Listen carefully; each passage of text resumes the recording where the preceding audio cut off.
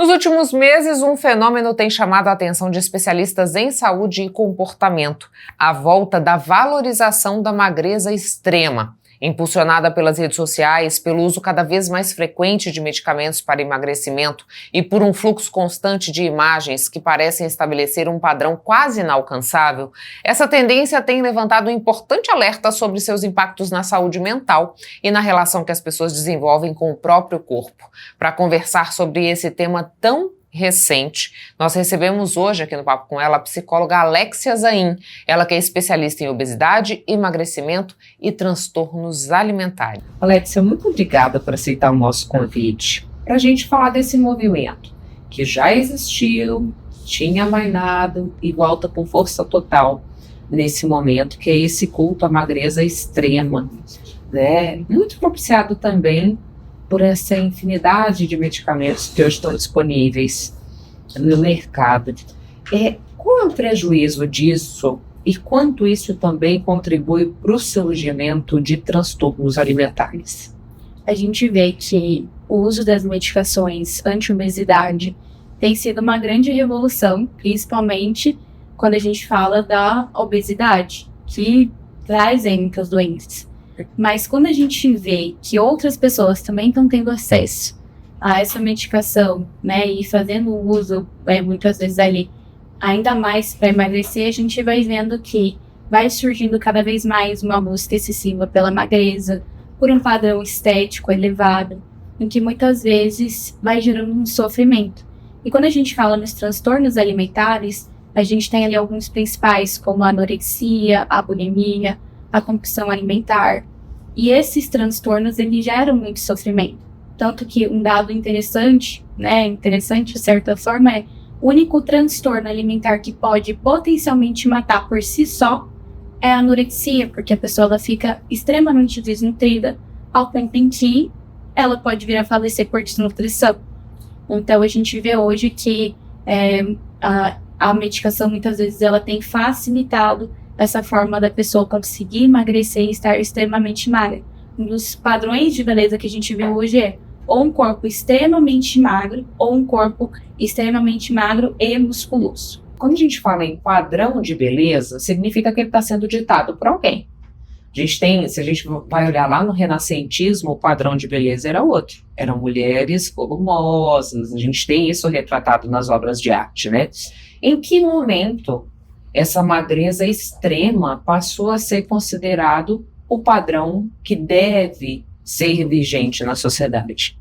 A gente percebe a influência da cultura, das redes sociais, que vem cada vez mais intensificando isso. Então, antigamente, a gente tinha as revistas, no máximo ali a televisão, né, artistas na novela, mas hoje a rede social está na palma da mão, né, está ali no celular. Então, a cada clique, a cada visualização, a cada pessoa que a gente vai acompanhando, a gente tem esse acesso ainda mais fácil. E não só com artistas, mas com pessoas normais ali do dia a dia, né, nas redes sociais, uma vizinha, uma conhecida, uma amiga, em que aumenta essa comparação. Então, a comparação ela também vem intensificando, a gente percebe muito isso. Isso também atende uma lógica de mercado, Alexia, porque assim, se eu for observar, a gente está falando dos medicamentos que deveriam ser utilizados para casos de obesidade, mas acabaram se alastrando em busca desse padrão de magreza. Então, tem um mercado que gira para vender esses medicamentos. Um corpo extremamente musculoso. Daqui, além de personal, academia e infinitas atividades, eu tenho também os suplementos que são comercializados, eu tenho as roupas fitness que são comercializadas, né? Então a gente pode pensar que existe uma lógica de mercado, uma lógica capitalista que fomenta isso. Sim, o mercado da indústria da beleza acaba se beneficiando muito disso.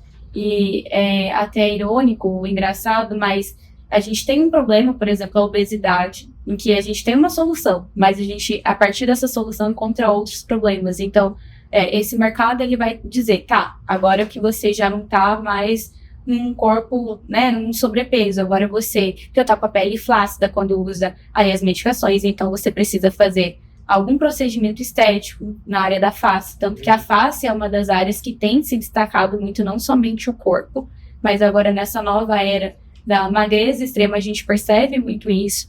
Tem derretimento, né? Isso. Então aí você precisa fazer uma harmonização, você precisa ter um acompanhamento profissional ali na academia, você não pode somente ter uma prática regular de atividade física, você precisa fazer todos os dias, o máximo possível, né? O surgimento de novos esportes. Isso, sim, ajuda muito na questão da saúde, mas muitas vezes acabam sendo distorcido, né? Acaba sendo intensificado em que a vida da pessoa fica em torno disso. Então, a gente percebe, sim, que... Tanto que uma das coisas que eu percebo muito é que antes, o item de luxo era uma bolsa, um relógio, né, para as pessoas. Agora, um novo item de luxo é um corpo extremamente mau, porque ele custa caro.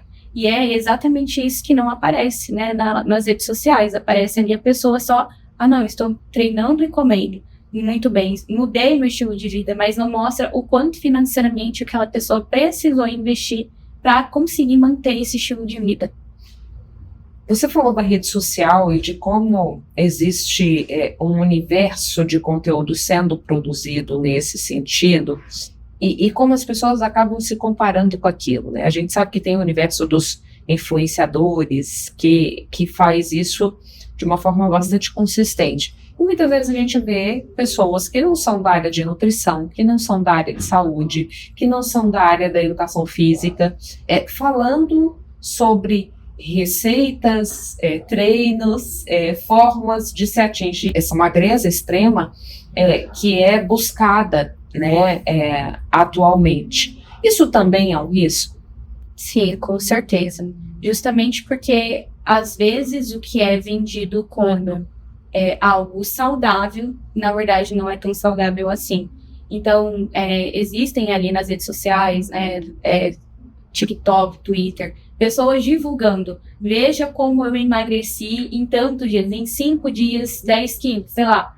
Uma coisa que muitas vezes você vê que aquilo não é o saudável de fato, mas é algo que está estimulando a magreza pela magreza e não a saúde, né? Então, como por exemplo, que muitas pessoas fazem, pessoas que têm ali um pezinho no transtorno alimentar ou até tem.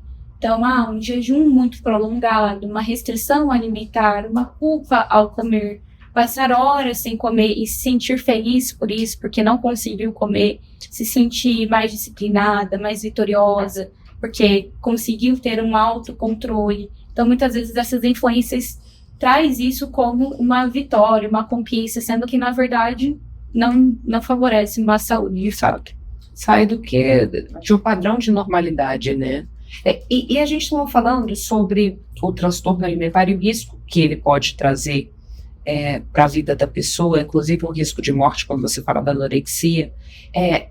E eu acho que o desafio maior nesse contexto de magreza extrema é você conseguir manter esse shape, né, que foi conquistado a duras penas também, mas a manutenção é mais difícil.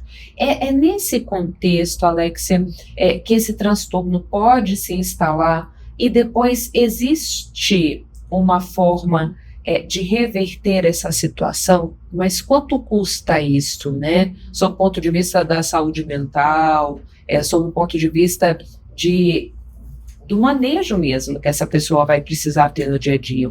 A pessoa que ela busca uma magreza extrema, ela acaba sendo contaminada pelo recorte, como a gente falou das redes sociais, por exemplo.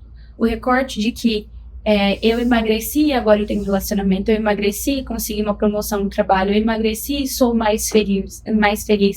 Então, é essa ideia que muitas vezes está na mente dela quando ela busca essa magreza extrema.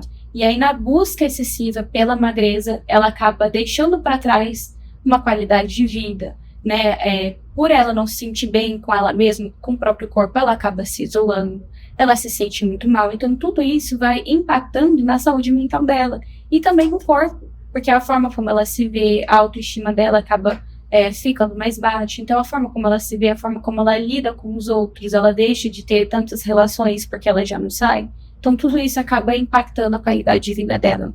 E se eu, por exemplo, quais são os sinais que me fazem ligar o alerta de que essa busca pela magreza pode ter se tornado um transtorno, né?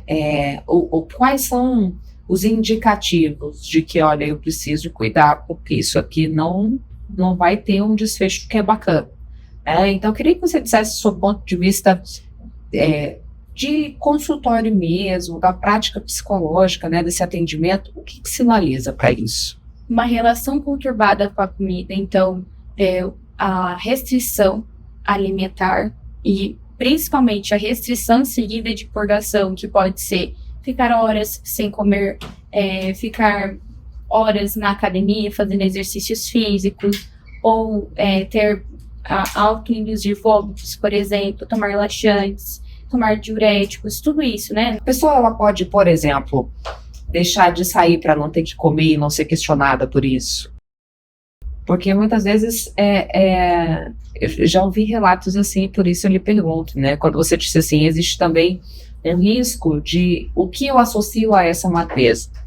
Ela com uma conhecida falou assim, gente, tá magra, tá feliz, olha, agora eu tô feliz, porque tinha emagrecido, né? Então, às vezes a gente faz ligações, muitas vezes que elas não são nem conscientes, né? De que, se eu chego nesse ponto, eu vou conquistar uma infinidade de situações que, de alguma maneira, hoje, elas não estão acessíveis a mim. Sim, então, alguns sinais que a gente percebe no consultório é essa restrição, e por conta dessa restrição, muitas vezes tem um descontrole alimentar, então, no comer compulsivo, comer excessivo, e aí, logo desse comer, vem a culpa. E a partir dessa culpa vem algumas estratégias compensatórias, como vômito, uso de laxante, jejum por longas horas. E aí o ciclo vai se repetindo cada vez mais. E a pessoa ela vai deixando de ter cada vez menos qualidade de vida, e a saúde mental acaba sendo cada vez mais prejudicada. E nesse contexto, o que se apresenta, né? São quadros de ansiedade, são quadros de depressão, existe algum outro transtorno que pode se apresentar também por conta desse comportamento? Sim, quadros ansiosos ou depressivos podem acabar impactando ainda mais o quadro da pessoa, assim como afetando outras áreas da vida, né? Nos relacionamentos, o trabalho, a qualidade de vida de maneira geral. E Alexia, quando a gente pensa em todo esse desenho que a gente fez aqui no papo agora, para quem está nos acompanhando, mulheres e meninas são as mais afetadas? Sim, principalmente quando a gente pensa em meninas mais jovens, adolescentes, em fase de desenvolvimento. Mas também a gente tem visto mulheres pós-parto, em que antes estava ali no corpo na normalidade, e aí houve essa transformação no corpo, e aí tem um impacto emocional. Então muitas mulheres têm essa dificuldade de compreender que o corpo está em uma fase diferente, né? Tem uma pessoinha ali dentro dela. Ou mulheres na menopausa, então mulheres que antes tinham metabolismo e agora buscam, né, ainda mais com a medicação, um novo corpo, né, se sentir bem consigo mesmo. Então essas mulheres também têm sido impactadas. E ouvi algumas pessoas e queria saber contigo, né, o que você pensa sobre isso. Dizerem o seguinte, fazerem a seguinte análise. Quando você busca uma magreza acentuada, você não está falando do corpo de uma mulher. Você está buscando uma semelhança com o corpo de uma criança, por exemplo. Né? E quando se dita esse padrão, a gente também não está falando de outras questões que vão para além da estética, Alex? Sim. Quando a gente vê a mulher buscando, e aí eu falo a mulher porque isso aparece ainda mais nas mulheres, uma autocobrança, né? Então, buscando esse corpo extremamente magro, ela está buscando se encaixar nas expectativas da sociedade, daquilo que a sociedade espera, a tentativa de agradar, de ser validada, de ser reconhecida, de ser amada. Então, tem uma expectativa por detrás disso. Então, é exatamente isso que a gente percebe quando há essa busca excessiva pela magreza. E aí, como é que a gente combate isso, né? Porque a gente é bombardeado de todos os lados.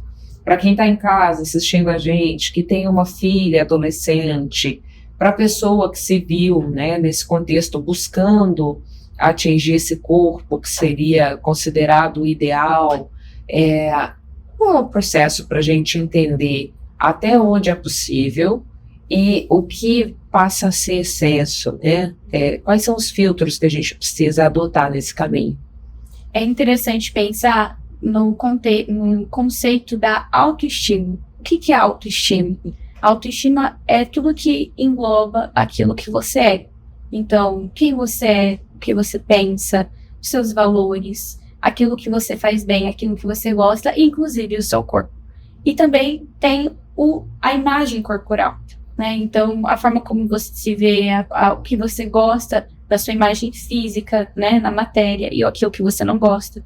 Então, é importante que quem está nos acompanhando tenha essa clareza em conseguir trabalhar a autoestima, o autoconceito para além do corpo. Então, o corpo faz parte da nossa autoestima, mas não define ele. E aí, para essas pessoas que sentem essa dificuldade, é importante buscar um apoio, uma ajuda profissional, né, se isso é algo que está ainda mais intensificado para trabalhar essas questões de autoestima. E algumas estratégias, né, seria, por exemplo, perceber o seu meio social, né, a influência das redes sociais, as pessoas em que acompanha, se essas influências, acompanhar essas pessoas, às vezes não intensifica essa sensação de que estou ficando para trás, eu não tenho valor, entre outras coisas. E a gente fala muito, né? Se coloca um padrão que muitas vezes não é aplicado para todos os tipos de corpos, para todas as mulheres, né? A gente vê muito aquela, quem nasceu para ser Paulo Oliveira nunca vai ser Jade Picon, mas essa individualidade muitas vezes é desconsiderada também nesse processo, né? Sim, e cada mulher tem a sua beleza, né? Tem o seu jeito de ser.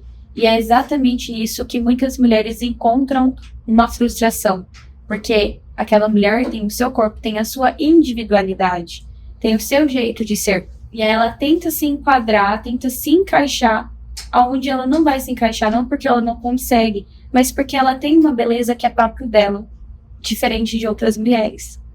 E fugir da padronização. A coisa padronizada fica tão sem graça, né? É a diversidade que deixa a gente com uma riqueza de cultura, com uma riqueza de pensamento, buscando soluções para problemas que se apresentam. Mas existe sempre um movimento que tenta massificar a gente, né? Sim. E uma coisa que é curiosa é que as mulheres que muitas vezes têm essa autoestima elevada, que se sentem bem consigo mesmas, são essas que conseguem ser autênticas, ser quem elas realmente são, sem depender de uma aprovação ou de uma validação externa. Alexia, muito obrigada pelas informações. Deixo o espaço à disposição caso você queira fazer mais alguma contribuição. Agradeço muito pelo convite e deixo também a reflexão para quem está nos acompanhando. Esse movimento de buscar uma magreza extrema nem sempre é em prol de um movimento saudável. Então, cuidar da saúde é importante, né? Ter uma rotina, se exercitar, cuidar da autoestima, da forma como você mesmo se vê é importante. Mas existe um limite do saudável, né? Então, se necessário, busque ajuda e busque um apoio profissional. Muito obrigada.